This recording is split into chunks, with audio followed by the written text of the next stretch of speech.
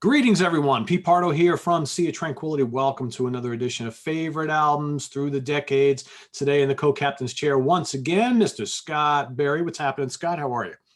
Doing great, Pete. Nice and hot here in Texas. Nice and hot in Texas. And that's the reason why I asked my favorite Texan to help out with this show about that little old band from Texas, talking about zztop. Been releasing albums since the 70s. We've got 4 decades we're looking at here. We're going to kind of combine the last 2 because we've seen this a few times while we've been doing the show this month. We got a legacy band that, puts out like one album in the 2000s, one album in the 2010s. So we're going to combine those 2 and pick our favorite one from those. But, the meat of this is what to choose from the 70s, the 80s, and the 90s. So that is the question. So we're going to have Scott kick us off with his choice for the 70s. All right, sir. Well, these guys, Billy, Dusty, and Frank, they all got started in the 70s, released 6 great albums from that decade. Love every one of them. I would agree with you. It came down to 2 for me that I really like a lot, that I kind of go back and forth on which one's my favorite, not just of the 70s, but of all time. And I decided to go with Higuayo from 1979. Wow. I love this album, man.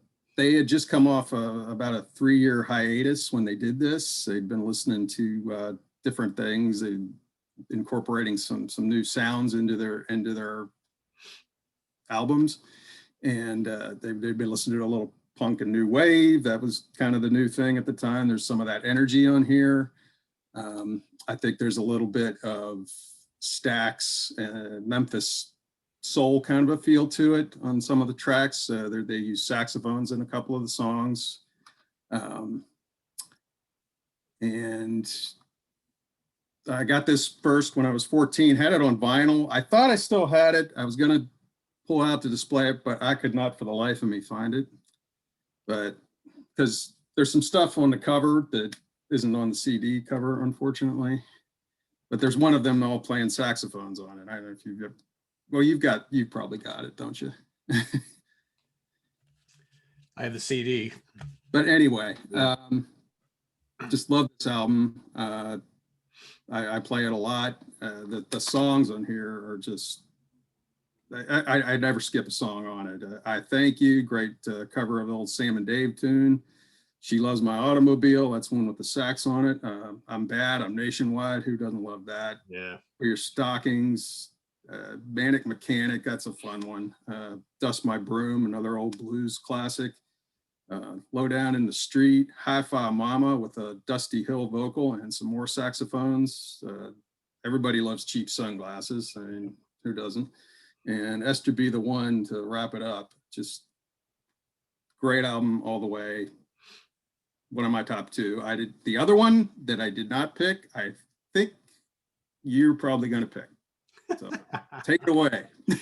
All right. Before I do that, a couple comments. So I do have a question for you. So being as you're from Texas and zztop is from Texas, how big of a band are they in their home state? I always wanted to ask someone from Texas that. I'd say they're pretty big. Full disclosure, I am not a native Texan. My family moved here when I was about 16. And that was just before Eliminator came out, and they really went huge. And I remember buying a used copy of Trace Hombres, and I played the hell out of that thing. And I do have that one with me. I'll show you a copy of it in a second. But yeah, I always like to ask. Pretty big here. I can imagine. I always like to ask people who are from a specific state that has a really big band that they always talk about being from that state. Like we did the Springsteen show last week. I always ask people from Jersey about Springsteen and Bon Jovi. It's like, you're from that state. How big are they really? I know people ask me about New York bands all the time, and so I always wanted to ask someone from Texas that question, because I think ZZ Top's a pretty big band worldwide, but I always wonder, like, are they bigger in Texas than anywhere else? I mean, I wouldn't say like they're a big band here in New York, but everybody knows them. But I would think like ZZ Top's probably like rock royalty down in Texas. I would hope. In a lot of ways, yeah. They're from Houston. I live in Austin, so Austin kind of has its own music scene. Yeah, yeah. So yeah, they're big. They're probably, I would guess they're probably even bigger in Houston. Yep. But yeah, they're definitely big. I know when I came to Texas, Stevie Ray Vaughan was starting to be a thing too, and he's from Austin. Or actually, he lived in the Dallas area for a while, but he was in Austin at the time he was going national. When you think about it, from Texas, you got like in the '60s, you got Johnny Winter. Yeah. You got ZZ Top, and that rose to prominence in the '70s, and then Stevie in the '80s. So that's a pretty significant artist right there coming from that. Oh, absolutely. Yeah. So before I get onto my pick, it's funny, when I was sitting down to do this and going through the albums, I, for whatever reason, had it in my head that DeGeo was it came out in 1980. And I was really hoping that it came out in 1980. And then I saw that it was 79. I'm like, I think I bought it in 1980. Yeah, it came out late in 79, but yeah, for whatever reason, I like started to get into that album when I was a yeah, kid. that was my first as well. Yeah, so I always had it in the back of my head that was a 1980 release, and then I was like, "Well, cool, that makes the 80s pretty easy for me because I love that album." And then I realized it was 79. I'm like, "Oh, not so fast." Now this just got so tough. That's got tougher. So I'll get to that in a minute. But first, yeah, should come as no surprise to anybody. Tres Hombres is my choice for the 70s. This is my favorite ZZ Top album. It's also a favorite from this decade in general. It's just a great rock album. I got my vinyl. Yeah, you want to open it up and show the lights, because you can see it on mine, but it looks better on yours. With a big plate of Mexican food and a beer on the side there. Yeah. I mean, it's just, for me, Waiting for the Bus, Jesus Just Left Chicago, Beer Drinkers and Hellraiser, Master of Sparks, right off the bat, 4 killer tracks. Absolutely. Pop Blue and Righteous is fun. Move Me On Down the Line, a lot of fun. Precious and Grace, so heavy. LaGrange, everybody knows it, everybody loves it. Chic and Have You Heard? I mean, it's not a long album, but man, it's just boom, boom, boom, boom, boom all the way through. And yeah, there's not a dud on there. Not a dud on there. Billy Gibbons just killing it. The whole band, man, it's such a badass album. Yeah, I live about 90 minutes from LaGrange. Oh, really? Very cool. Very cool. Driven through there many times on the way to and from Houston. I can imagine. So yeah, that's my pick for the 70s, 1973. Awesome album. Love it to death. Back to you for the 80s. So here's where it gets right. Sort of. Well, when I first thought of this, I thought I had it all figured out. I know what my pick's going to be. But I went back and I listened to the one I was going to pick, and I also listened to Eliminator. And at first I was like, not Eliminator. That one's just the hits. They're just so overplayed. And the one I was going to pick was El Loco. And while I do like a lot of the tracks or some of the tracks on Loco, I would say I like better than any of the tracks on Eliminator.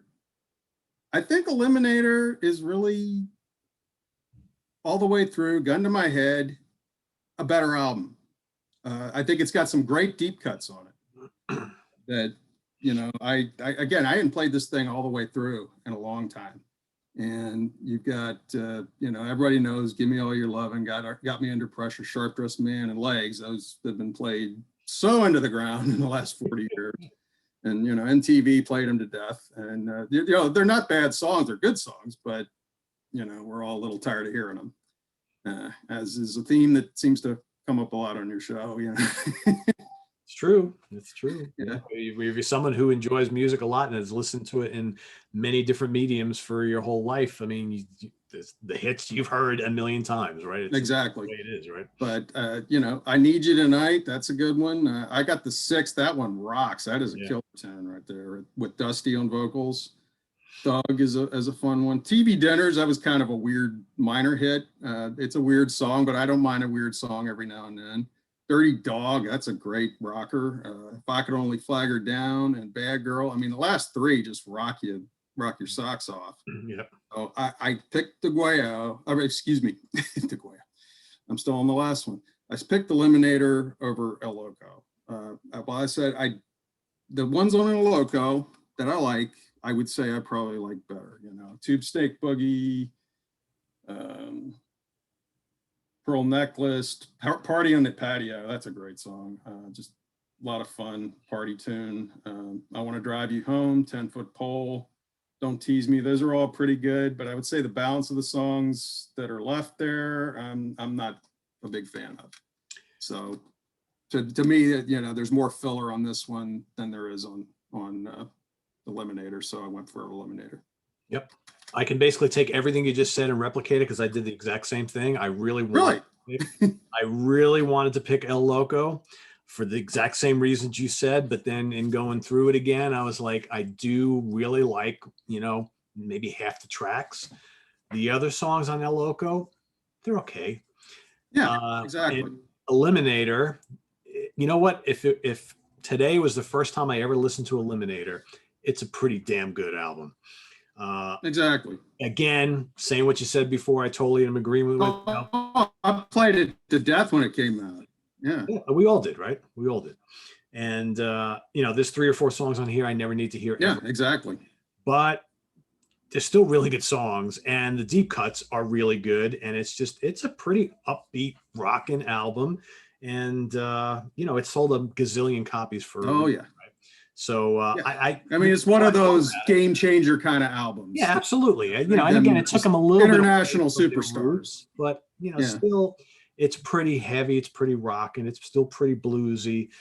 You know, it would get a little ridiculous for me on the next 2 albums, but totally agree with you on that. Afterburner, I wasn't even in the running for me. I just those first few notes of Sleeping Bag when that came out, my God, I was like, this is ZZ Top. You got to be kidding me. You know, synth blast, a ZZ Top song. That's just wrong in all sorts of ways. Yeah, they took the whole formula a little bit too far, I think. Yeah, it was Eliminator on steroids, basically. Yeah, but this is still a fine album, and there really wasn't a choice when I really started to think about it realistically. Yeah. I'm like, this is the choice. I mean, this. Yeah, exactly. So yeah. It catches a lot of hell for the synth and the drum machines, but it's not, they don't dominate like they do on the next 2. Like they accentuate and they made it a more appealing album to the masses. That's what it came down to. Yeah, exactly. But you know, Afterburner and Recycler just kind of drove that formula into the ground, and all of a sudden the essence of ZZ Top was kind of missing, I think, for me anyway. But anyway, before we get to that, we're moving into the 90s now. So which starts off with Recycler. We got a few albums that decade, so I'll let Scott pick his favorite from the decade. Okay. Well, I think you already know that I'm not going to pick Recycler after we just sort of trashed it. Yep. The one I did pick, actually, they did a total of 4 albums in the 90s. Yep. And it came down to 2 for me, as it often does. It often comes down to, you know, which of these 2 do you want? And for me, it was Antenna. I didn't play it quite as much when it came out, but over the years, in more recent years, I played it more. This is a damn good album. Yeah. Pincushion, Fuzzbox Voodoo, Girl in a T-shirt. I mean, it's got a good flow to it. Every song on here is great. It rocks, and it's what you might call a return to form. You know, they kind of dumped all the synths and the drum machines and all that. It's just a fun album, and it's not as commercial sounding, but from where I sit, that's maybe a good thing. Yeah. Rhythmine, almost as good. I like it a lot, and I don't know, that might be your choice. I don't know, but there's not really a bad one on there either. Can't really fault either one of them. They're both great. I'm just picking this one by a hair, and I just find myself playing it a lot now. Yeah. I mean, for me, everything they released after Recycler is pretty good. Antenna, really good. Rhythmine, really good.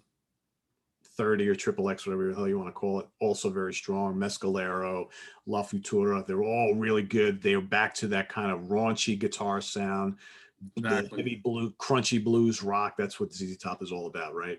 ditch the drum machines and the synthesizers. Let's get back down to business. So really can't go wrong with any of these. I ultimately went with Rhythmine. I love the guitar tone on this album. This for me is as close to kind of blues metal as ZZ Top is ever going to get. But they kind of have, Billy's got that tone on a lot of these 90s albums and into the 2000s. Title track is great. Black Fly is awesome. Vincent Price Blues is really good. Zipper, Hairdresser, Loaded. Just one song after another of just this fuzz-laden bluesy riffs and just, pinch harmonic solos and those gravelly vocals. It's a fun album. And it's just ZZ Top getting back down to business. I'm not sure I'm nuts about the logo or the cover, but whatever. Music's good. That's all that matters for me. So it was nice to have the fuzz back. Yeah, it totally is. Totally. Yeah, I love that. And I guess we're doing 2000s and 2010s. We're combining them. Yeah, right? we're combining here. Yeah. And of the two that they released during this period, I like them both. I find Mescalero maybe a little too weighed down, though. A lot of good stuff on here, but and I've heard you say this before, but I'm total agreement with you. Too many songs, Yeah. And it's pretty obvious. There's a few in here that I could just do without. Que Lastima, Tramp, those are two right off the bat I can do without. But I mean, for the most part, pretty good album. Yeah. But this baby right here, La Futura. Rick Rubin seems to have a gift for knowing what to take out of a band or artist's sound. There's nothing on this album that doesn't belong here. I like the less is more kind of approach that he takes when he's working with a group. And I think this is a solid album. I hope it's not their last. It's been 2012 when this came out. Yeah, it's going on 10 years almost soon. I'm hoping that they put another one out sometime, but if that is their last, they went out on a good note. It rocks hard. It's got a couple of mellow tunes, but I think those are well executed. But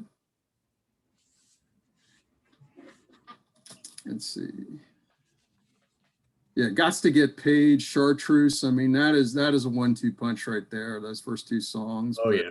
Yeah, all the way through. I mean, Consumption, Over You, Heartache and Blue, I Don't Want to Lose You, Flying High, It's Too Easy, Mañana, Big Shiny 9, Have a Little Mercy.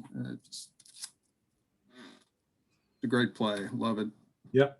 I bought this when it came out. I was pretty excited to have a new ZZ Top album. At the time, was also the first album in 9 years. So it's now been 9 years since this came out. It's also my choice here, by the way. And I like it for its brevity. I think it's just as long as it needs to be.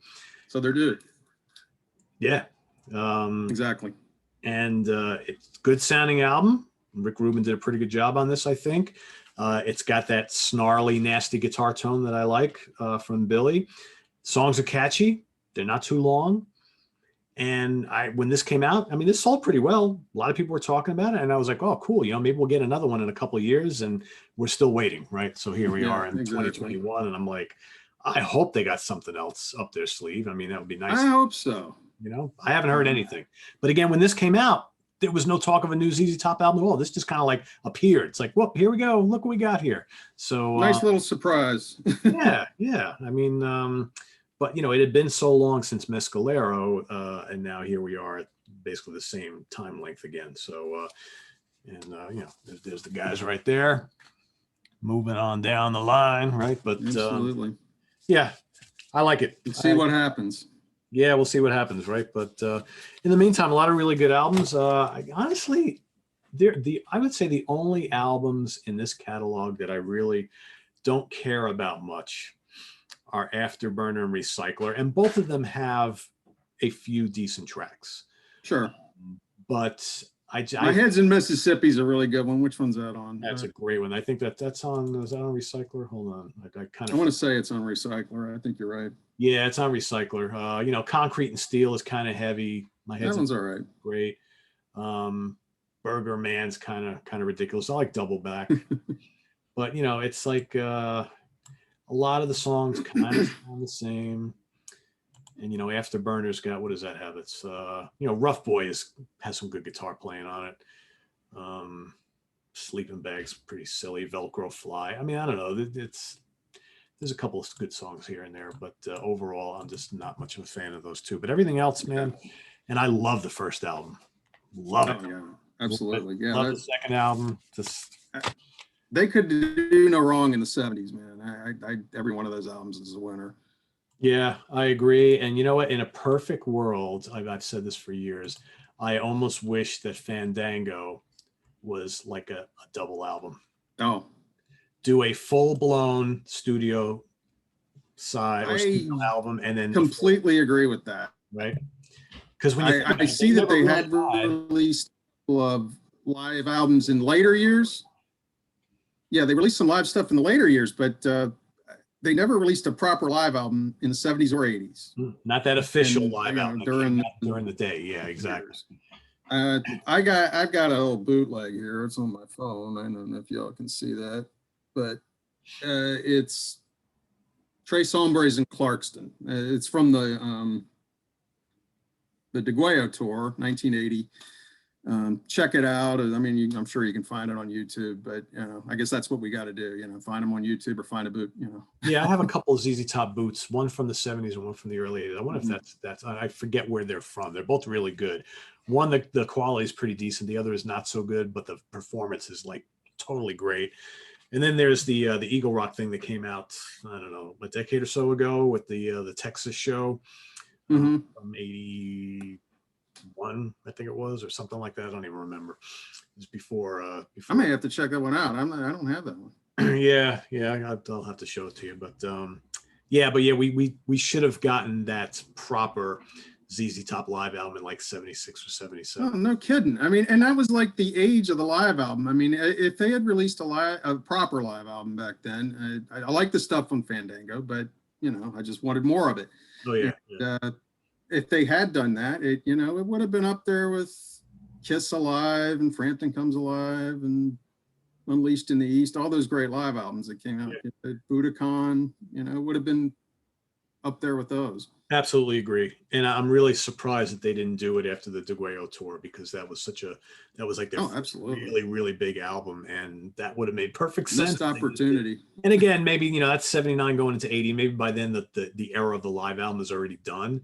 But man, if you're going to throw those handful of live tracks on, the end of Fandango, you might as well just make a live album, right? New studio. I don't know. It should have been exactly. In my opinion. So anyway, everybody, there you have it. And I like the studio stuff on there. Oh yeah. I like the studio. But you wanted more. You wanted more. Fandango's a good album. It's just just release a live album and release a full album of studio tracks. Yeah, exactly. That's been the debate forever when it comes to ZZ Top. It's like, I know most people, when they talk about the catalog, Fandango's kind of like a weird one. It's like, well, what do you do? Because half live, half studio. There's not quite enough studio tracks to, make it rank high on the studio list. It's not quite a full live album, obviously. So it's difficult. It's difficult. So yeah. Anyway, there you have it, everybody. Favorite albums through the decades for ZZ Top. So in the comments below, please list your favorite albums from each of the decades that we specified. Be interesting to see what people come up with. I want to thank Scott for helping out again on this episode. This was fun. Always love talking about the trio of doom from Texas. So always a pleasure. Look for Scott hopefully on future shows here on the channel, and man. On the web at www.seaoftranquility.org. We're on Facebook. We're on Twitter. Of course, we're on YouTube all the damn time. All the damn time. We've got just a few more of these favorite albums through the decade shows coming up this month. We're going to take you all the way through the 31st. So what do we got coming up? We have Rolling Stones, Black Sabbath, Rush, Iron Maiden, and I'm drawing a blank on who else we have left. So we only have a few days left. So those are some biggies you haven't covered yet. I know we saved some of the, yeah. Best for last? Yeah, well, I don't. It wasn't done purposely. It's just a matter of people who wanted to do them with me and they haven't been available. So I got you. It's the whole scheduling thing, which is always a nightmare, especially this time of year when the weather gets warmer and people are doing all sorts of stuff and they don't want to be sitting in front of the computer at night talking to me. So, and now they can. We're not stuck here anymore. We're not I know, right? Exactly. Or if you got your shots and everything. That's right. Got it. So there you have it, everybody. So thanks again for watching. For Scott Berry, I am Pete Pardo. See you all real soon. Take care.